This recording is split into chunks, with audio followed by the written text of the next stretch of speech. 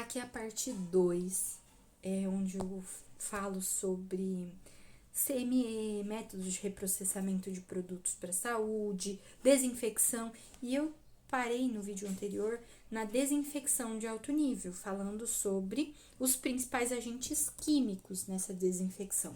Já terminei aquela parte, cortou o vídeo no meio, não entendi muito porquê, mas ok. E agora vamos para essa parte 2, então, já que o vídeo quis seguir assim, essa sequência.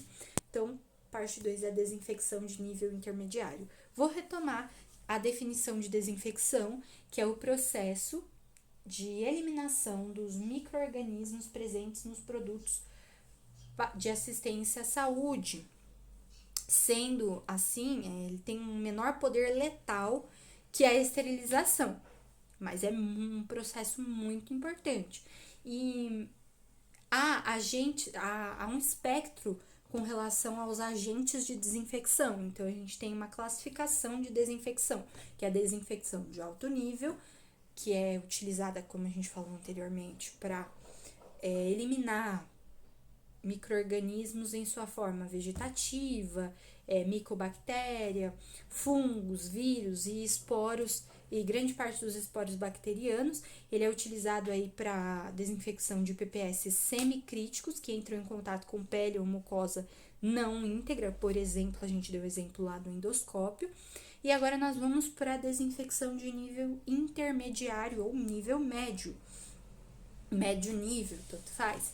É o processo que elimina micro-organismos na forma vegetativa, a maioria dos vírus, fungos e micobactérias, porém não destrói esporos bacterianos. Então, o de alto nível, ele vai eliminar grande parte dos esporos bacterianos. E aqui na desinfecção de nível intermediário, o que muda é que ele não destrói os esporos bacterianos. Esse nível de desinfecção, então, ele é indicado principalmente para os PPS não críticos com maior risco de contaminação. O que é o artigo não crítico mesmo? São aqueles artigos que entram em contato com a pele íntegra. Por exemplo, termômetros, equipamentos respiratórios. Então, de novo, desinfecção de nível intermediário é o processo capaz de eliminar micro-organismos na forma vegetativa, a maioria dos vírus, e micobactérias, porém não elimina, não destrói os esporos bacterianos. Esse nível de desinfecção, então, ele é indicado para PPS não críticos com maior risco de contaminação. Então, ele não elimina esporos, não atravessa a parede dos endósporos. Com relação à química da desinfecção de nível intermediário, a gente tem soluções cloradas, como hipoclorito de sódio, os fenóis sintéticos, que têm alta toxicidade, tende ao desuso, né, os fenóis sintéticos, álcool etílico ou isopropílico. O isopropílico, não sei se vocês já ouviram falar, mas é um que falam bastante para limpar a tela do celular. E os iodóforos. A indicação da desinfecção de nível intermediário reforça que é para artigos não críticos com maior risco de contaminação. As soluções cloradas, então, como hipoclorito de sódio, tem a base de cloro, e a base de cloro pertence ao grupo dos halogênios. Hipocloritos ali são os mais utilizados, aí tem na forma líquida e na forma sólida. Na forma líquida é o hipoclorito de sódio e na forma sólida é o hipoclorito de cálcio. É indicado para superfícies e áreas contaminadas com matéria orgânica. Ele é de baixo custo, uma ação rápida, tem baixa toxicidade e uma ampla atividade microbicida. Qual que é a desvantagem? É que ele é corrosivo para metais, tem uma ação descolorante, um odor forte e irritante para mucosas do trato respiratório. Agora, o álcool etílico ou isopropílico, que é o álcool 70%, ele desnatura as proteínas dos componentes microbianos.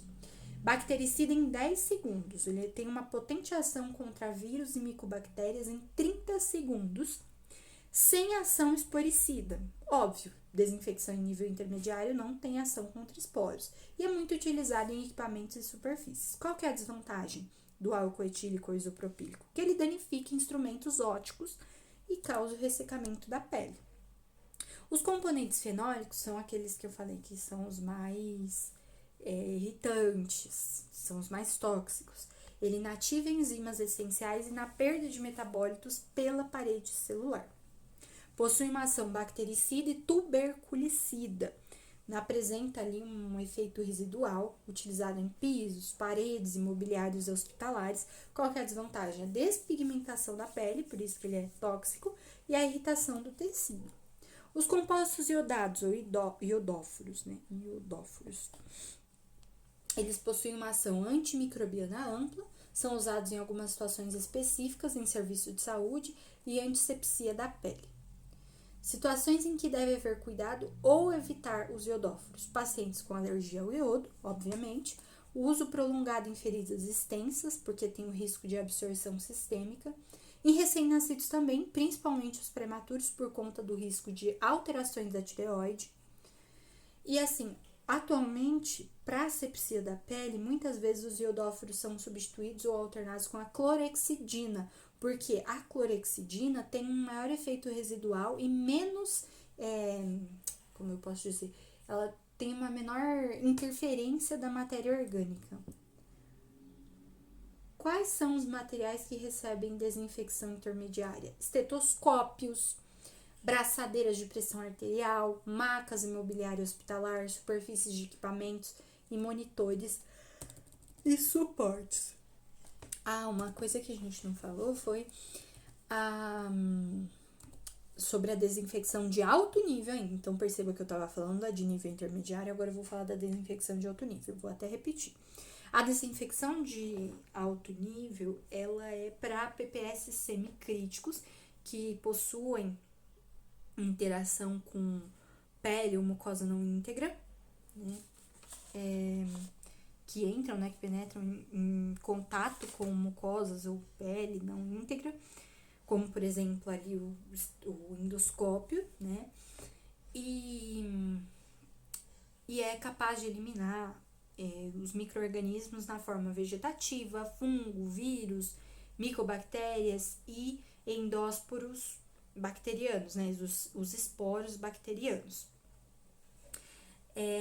E aí os principais produtos utilizados são os aldeídos, né, que a gente falou, o glutaraldeído, o formaldeído, o ortofitaldeído, o ácido peracético e o peróxido de hidrogênio. Agora, os exemplos de materiais que podem exigir uma desinfecção de alto nível são os endoscópios flexíveis, os broncoscópios, laringoscópios, equipamentos de terapia respiratória, sondas e dispositivos que entram em contato com mucosas.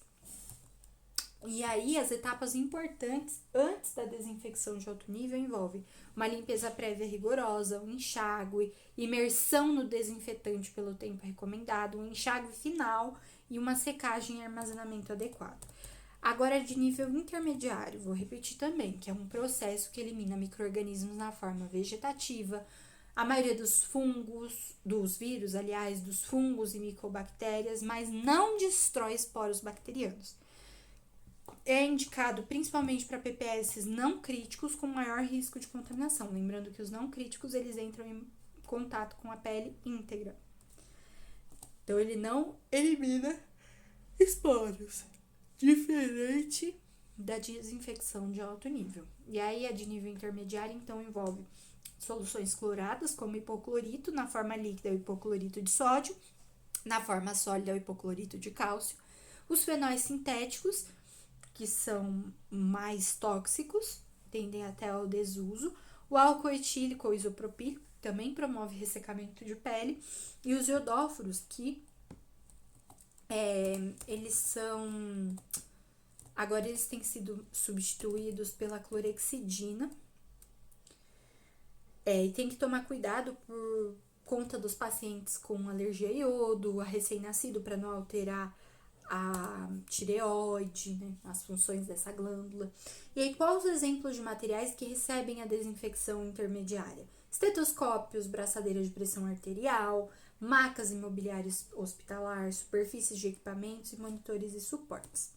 Quais essas etapas importantes? Limpeza prévia para remoção da matéria orgânica, depois a aplicação do desinfetante na concentração correta, tempo de contato adequado conforme a orientação do fabricante e uma secagem natural ou com material limpo. E por fim, a desinfecção de baixo nível, é um processo que elimina a maioria das bactérias na forma vegetativa, alguns fungos e vírus, mas não é eficaz contra micobactérias, esporos e alguns vírus mais resistentes.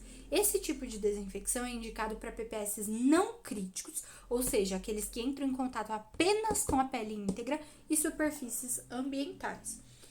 Ah, mas o de nível intermediário também era para PPS não crítico. Sim, só que era um PPS não crítico, com maior risco de contaminação. Aqui na de baixo nível é para PPS não crítico, que entram em contato apenas com a pele não íntegra e superfícies ambientais.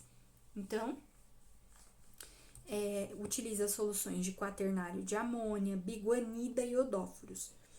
Soluções de quaternário de amônia, biguanida e odóforos.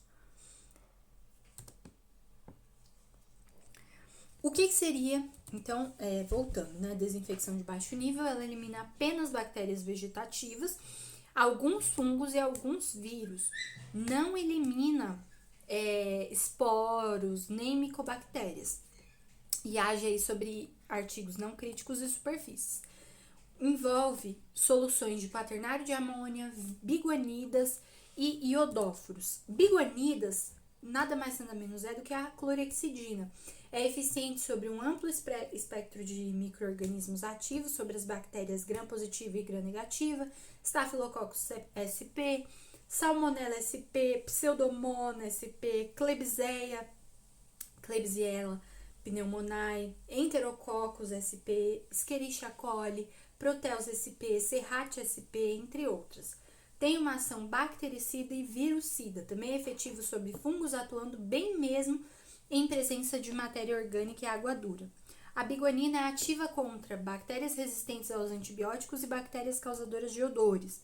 As biguanidas, especialmente a clorexidina, são usadas para antisepsia da pele, né, a preparação da pele antes de procedimentos invasivos, antisepsia pré-operatória, higienização das mãos, ensabões antissépticos hospitalares, efeito residual, permanecendo ativa na pele por mais tempo, cuidados com feridas, né, limpeza e antisepsia de feridas e lesões cutâneas, antisepsia de mucosas, dependendo da formulação, utilizada em odontologia, em alguns procedimentos clínicos.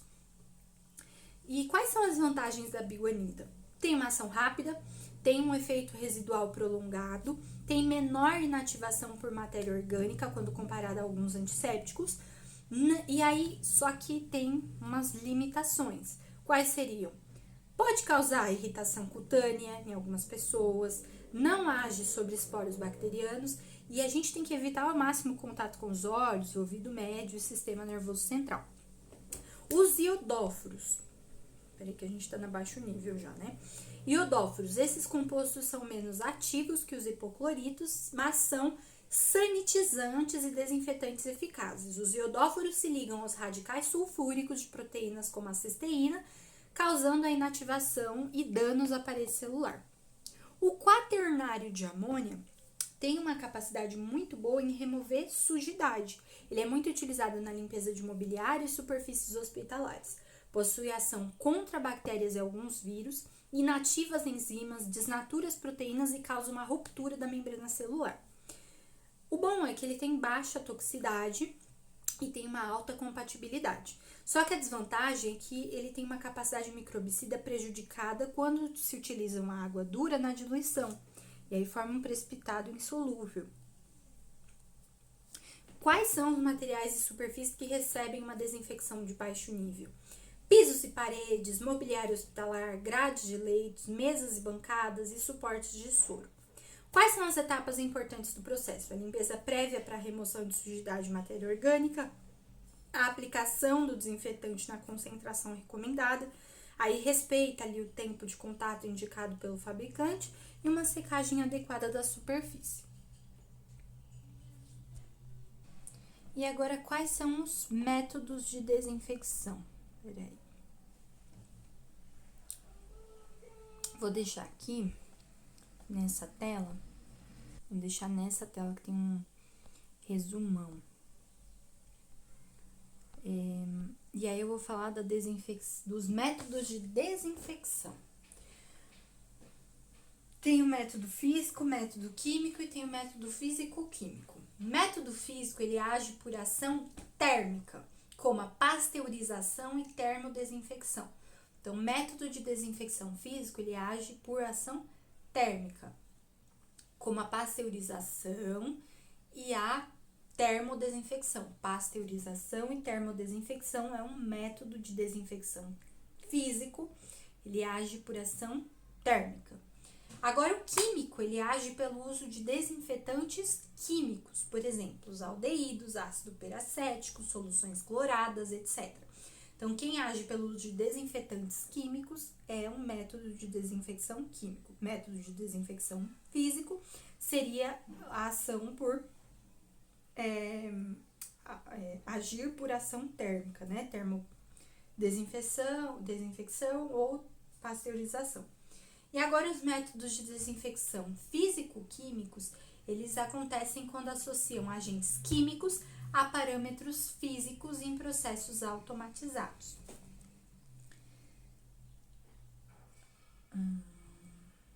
Métodos físicos, eles... a desinfecção ela é classificada com relação aos equipamentos de acordo com a área de aplicação. Então, primeiro, tem os modelos de desinfectadoras térmicas para instrumentos cirúrgicos e anestésicos. Depois, modelos de lavadoras de descarga. E depois tem um modelo para desinfecção química e físico-química de materiais sensíveis ao calor, na reprocessadora de endoscópio. Os métodos físicos, eles são automatizados, né? Podem ser automatizados. Por exemplo, uma lavadora termodesinfectora realiza desinfecção de alto nível, permite o monitoramento dos parâmetros, permite a padronização e reprodutividade do processo, minimiza a ocorrência de falhas humanas, não oferece riscos decorrentes de resíduos químicos aos pacientes, profissionais e meio ambiente, tem um baixo custo operacional, porque é feito de forma automatizada. As lavadoras termodesinfetadoras, elas realizam a limpeza e a desinfecção, agem por jatos de água sob pressão e turbilhonamento associados a detergentes não espumantes. Isso também faz parte do método físico. Também tem a lavadora de descarga, que é um equipamento de desinfecção de fluxo e se destina ao processamento de comadres, papagaios e frascos de drenagem. A pasteurização, que é um método físico também, ela faz uma desinfecção de alto nível pela imersão em água quente. Então, pasteurização é a imersão em água quente de 70 graus por 30 minutos. 70 graus Celsius por 30 minutos. Aí tem toda uma utilização de cestos vazados que minimiza os riscos de queimaduras. Então, pasteurização é a realização de a desinfecção de alto nível pela imersão em água quente, 70 graus Celsius por 30 minutos. Qual que é a vantagem da pasteurização? Ela não é tóxica, tem um ciclo rápido, o custo é super acessível para instalar e há a manutenção do processo. Qual que é a desvantagem? Risco de queimaduras. Temos os parâmetros de tempo-temperatura para pasteurização, sem determinação específica pelas normas brasileiras. Então, em cada lugar tem um tipo de parâmetro. Por exemplo, na Alemanha, 94 graus Celsius em 10 minutos. Na Grã-Bretanha, 90 graus Celsius em 1 minuto ou 82 graus Celsius em 2 minutos. Aqui no Brasil, são 70 graus Celsius em 30 minutos. Na Holanda, 90 graus Celsius em 5 minutos. Então, varia de local para local. A desinfecção química, ela pode ser manual, tá? Então, enquanto a desinfecção física é automatizada, a desinfecção química é manual. É uma última opção para o processamento de produtos termosensíveis em razão da complexidade do processo e da toxicidade dos produtos. Tem aí containers plásticos com tampa em tamanho adequado para a imersão dos materiais, recipiente para enxágue, uma secagem com campo de tecido limpo ou pistolas de ar. É importante registrar os processos de desinfecção a cada lote, descrevendo o germicida utilizado. Então, é importante o quê? Registro, descrevendo o lote, o tipo de desinfetante utilizado, os horários de imersão e retirada e o profissional executor. Os desinfetantes, eles são potencialmente nocivos, então a gente tem que ter umas precauções. Pode haver irritação à pele, óleos, via respiratória, mucosas. Eles são voláteis, muito inflamáveis e corrosivos. É importante haver algumas recomendações, como impedir o contato com óleos, pele e roupas durante a manipulação. Em caso de contato, lavar com água abundante. Em caso de ingestão, não provocar vômito e beber bastante água. Não misturar produto químico, não reutilizar a embalagem vazia e nunca reintroduzir o produto na embalagem. E como que acontece o controle desses processos de desinfecção? Através da rastreabilidade desse processo todo. Então, tem uma série de documentos que devem ser documentados, né? Ficou meio redundante, mas tem vários dados que precisam ser documentados. Por exemplo, no método químico, no método físico, aliás, tem que documentar o equipamento utilizado, a composição da carga, horários de início e fim do ciclo, temperatura atingida, nome do profissional. No método químico automatizado, tem que registrar o equipamento, o desinfetante utilizado, tempo de uso da solução, composição da carga, o teste de monitoramento realizado, horários de início e fim do ciclo, nome do profissional. No método químico manual, tem que registrar o desinfetante utilizado, o tempo de uso da solução, os itens que foram desinfetados, o tempo de imersão, o teste de monitoramento da concentração realizado e qual foi o profissional executor.